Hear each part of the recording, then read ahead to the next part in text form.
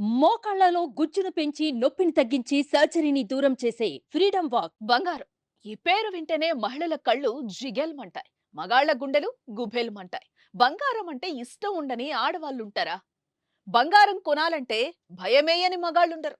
అయితే ఈ బంగారం కొనాలంటే ఎవరైనా ఏ జ్యువెలరీ షోరూమ్‌కో లేదా కంసాలి షాపులకో వెళ్తారు. కానీ ఇప్పుడు మనం చూడబోయే ఈ ప్రాంతంలో బంగారం సంతలో పెట్టమ్ముతారు. అంత లేదు, బంగారమేంటి సంతలో అమ్మడమేంటి అనుకుంటున్నారు కదా!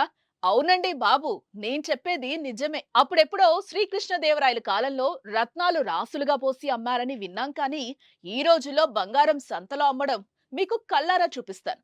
ఇంకెందుకు ఆలస్యం, చలో పదండి ఆంధ్రప్రదేశ్‌కి.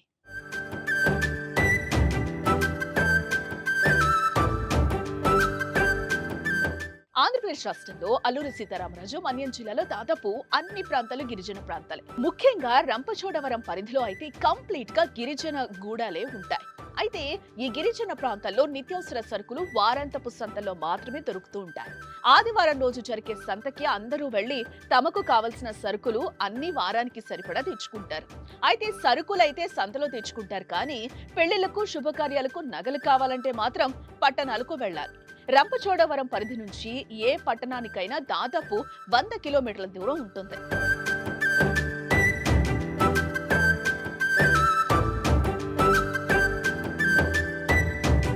దీంతో కొందరు నగల వ్యాపారులు సంత జరిగే రోజు వాళ్ళు ఇంటి దగ్గర తయారు చేసుకున్న వస్తువులను తీసుకుని అక్కడికొచ్చి వారు కూడా సంతలో దుకాణం తెరుస్తారు. గిరిజన ప్రజలు వారి దగ్గర ఉన్న పాత బంగారం కానీ వెండి కానీ వర్తకులకు అమ్మి కొత్త నగలు కొనుక్కుంటూ ఉంటారు.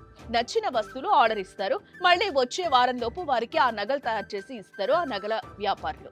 బంగారం కంటే వెండి వస్తువులు ఎక్కువగా వర్తకం జరుగుతూ ఉంటుంది.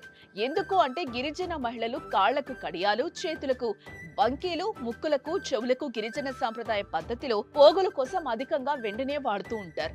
శుభకార్యాలకు సైతం పట్టణాలకు వెళ్లకుండా ఇక్కడే కొనుక్కుంటారు. టౌన్ కి వెళ్లాలంటే రవాణా ఖర్చుతో పాటు రాను పోను సమయంలో దొంగల భయం ఉండటం కూడా ఒక కారణంగా భావిస్తారు.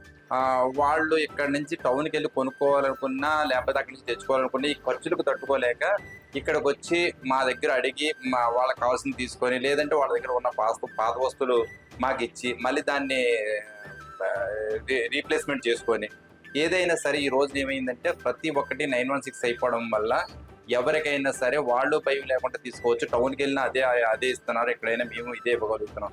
అయితే ఏంటంటే ఎక్కడ భయం లేదు కాబట్టి మేము హాల్ మార్క్ చేసిస్తాం. ఆ ప్రజలు కూడా భయపడాల్సిన పని లేదు. ఎక్కడికి ఆ టౌన్‌కి వెళ్ళినా అదే వస్తువు వస్తుంది. మా దగ్గరికి వచ్చినా అదే వస్తుంది. సేమ్ అలాగే ఏంటంటే వాళ్ళు పాత వస్తువు తీసుకొచ్చినా సరే దాన్ని మళ్ళీ రీప్లేస్‌మెంట్ ఇచ్చి మళ్ళీ 916 మేమిచ్చి వాళ్ళ పాత వస్తువు మేము రేట్ కట్టుకొని తీసుకొని వస్తాం అన్నమాట. అలా అందుకని చెప్పేసి ఎక్కడ సంత జరుగుతుంటే అక్కడ మేము బిజినెస్ చేస్తూ ఉంటాం. ఇది ఇప్పటి నుంచో చాలా కాలం చేస్తూ వస్తున్నాము.